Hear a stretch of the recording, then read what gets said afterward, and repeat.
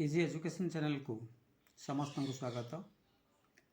गत दुईटी वीडियो रे आम दशम श्रेणी संस्कृत बहिर भौतिकम पर्यावरण प्रसंगर किसी अंशर ओडिया अर्थ आलोचना करिसेंती। आज शेष भाग में अवशिष्ट अंशर ओडिया अर्थ आलोचना करिबा। आशा करुच्ची ये आलोचना तुम्हारा पाठ प्रस्तुति तुमको साहाय्य करिबो। एबे आरंभ करिबा। वायु बाति गच्छति गंधम वहति इति वायु, जहाँ बही जाए। बाति गच्छति गंधम वहति, गंध वहन करे, ताहा हेउछि वायु। जीवनस्य आधार वायु। वायु हेउछि जीवनर आधार। आम जानिछंती वायु बिना बंची रहिबा असंभव। वायु विश्व भेषज रूप। वायु हेउछि ए विश्वर भेषज रूप, औषध स्वरूप। प्राणवायु द्वारा जीवन से संचार भवति। प्राणवायु जाको आम अम्लजान बा ऑक्सीजन बोली कहउछंती। प्राणवायु द्वारा जीवन से संचार भवति। जीवनर संचार पाई, जीवन धारण पाई प्राणवायु आवश्यकता रही। यज्ञे अग्नौ घृतयुक्त आहुतय वायुमंडलम शुद्धम कुर्वन्ति।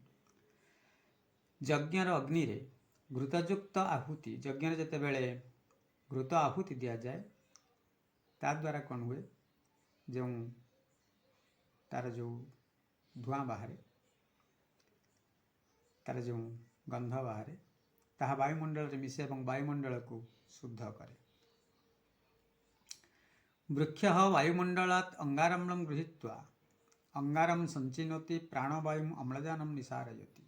वृक्ष कौन करे, वायुमंडल अंगारक अम्ल ग्रहण करी अंगार को संचय करे, खाद्य प्रस्तुत करे एवं प्रतिबदल रे प्राणवायु अम्लजानम निसारयति।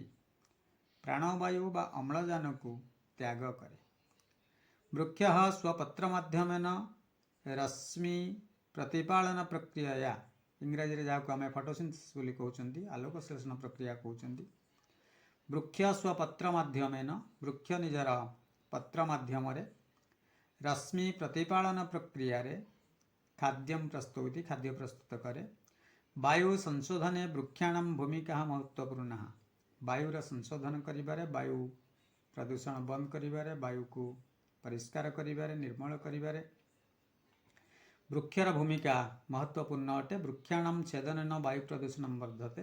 वृक्ष छेदन करिबा द्वारा वायु प्रदूषण बढ़ी थाए, कथा आम जानिछंती समस्ते। वायुमंडल से सुरक्षया जीवनम सुरक्षितम स्यात्। वायुमंडलर सुरक्षा द्वारा जीवन सुरक्षित होई पारिबो। आकाश आ समन्तात् कसते प्रकाशते इति आकाश।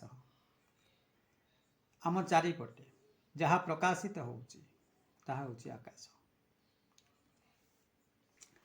वायुमंडलस्य शुद्धि निमित्तं दिवलोकस्य भूलोकस्य च संरक्षणम् आवश्यकम्। वायुमंडलर शुद्धि पाई दिवलोक स्वर्गलोक एवं भूलोक मर्त्यलोक ये उभयर संरक्षण आवश्यकता रही। आकाश पिता पृथ्वी माता दौन पिता अथर्ववेद कहुई जे आकाश पिता स्वरूप, पृथ्वी माता स्वरूप। दिवलोकस्य अंतरिक्षस्य वा प्रदूषणेन ऊर्जा स्रोतसः हानि भूमे प्रदूषणेन जीवनं च संकटापन्नं भवति। दिवलोकस्य अंतरिक्षस्य वा प्रदूषणेन, यदि से स्वर्गलोक एवं अंतरिक्ष आकाश प्रदूषण हो जाए ताले सूर्यंक ठारू जो ऊर्जा जो शक्ति आसूची से शक्ति स्रोत हानि हुए। पृथ्वी रे सेतिकी शक्ति पहुँची पारे नहीं। भूमि प्रदूषण जीवन बा जीवन च संकटापन्न भवति।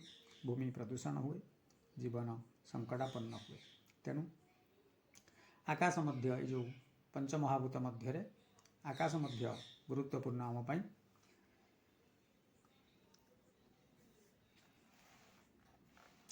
एतानि भूतानि समन्वित रूपेण प्राणिनां जीवनं धारयति पोषयन्ति च। एतानि भूतानि समन्वित रूपेण, एतानि भूतानि क्यों सब भूत जो पंचमहाभूत कथा कहले, पृथ्वी बा भूमि, जल, अग्नि, वायु, आकाश।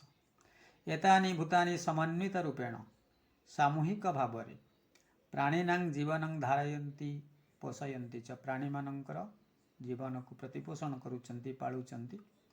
एकस्यापि विपर्यये सृष्टे विनाश अवश्यम्भावी एमानंक मध्यरु यदि गोटिएर मध्य एकस्य अपि विपर्यये ये पंचमहाभूत मध्यरु यदि गोटिएर भी विपर्यय घटे ताले सृष्टिर विनाश अवश्यम्भावी निश्चित सृष्टिर विनाश हो विश्वस्य तदावरणस्य पर्यावरणस्य च सुरक्षया सृष्टियं नूनं रमणीया भविष्यति तेणु विश्वर से जो आवरण जहाँ आम पर्यावरण बोली कहते तार सुरक्षा द्वारा इयम सृष्टि ये सृष्टि रमणीय हो पार सुंदर हो पार सर्वत्र शांति विराजताम इति धिया एतेषां सुरक्षा निमित्तं शांति मंत्रं पठ्यते सर्वत्र शांति विराजमान करू एक कथा चिंता करी एतेषां सुरक्षा निमित्तं पंच महाभूतानां सुरक्षा निमित्तं ये पंच महाभूतर सुरक्षा पाई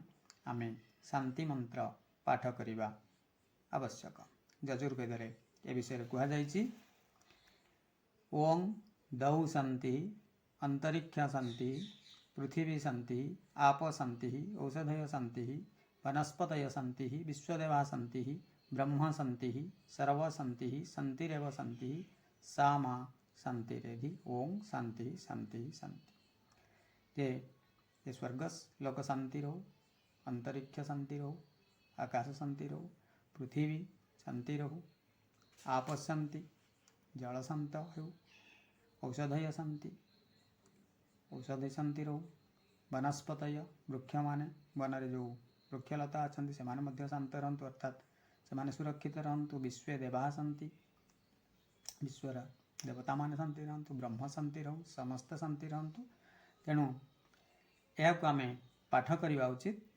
यजुर्वेद विषय वर्णना करा खाली पाठ कले हम ना ये सबूर सुरक्षा पाई ये पंचमहाभूतर सुरक्षा पाई केवल कहीदेले हम ना केवल मंत्र पढ़ीदेले हम ना से आमको चेष्टा करने को पड़ो ये पंचमहाभूत सुरक्षित रहिले आमे सुरक्षित रहिबा ये जीवजगत सुरक्षित रहिबो ये सृष्टि सुंदर रहिबो तेणु आमे से शांति मंत्र पाठ करने सहित से अनुसार आमर कार्य आमर कर्तव्य मध्य आमे करिबा तेणु ए प्रसंगर आलोचना ये शेष है जदि तुम पाठ प्रस्तुति बुझीबारे यह साहाय्य करुଥାଏ ताले निश्चित भाव में लाइक करिवो सांग माननकु शेयर करिवो एवं चैनल को सब्सक्राइब करिवो धन्यवाद।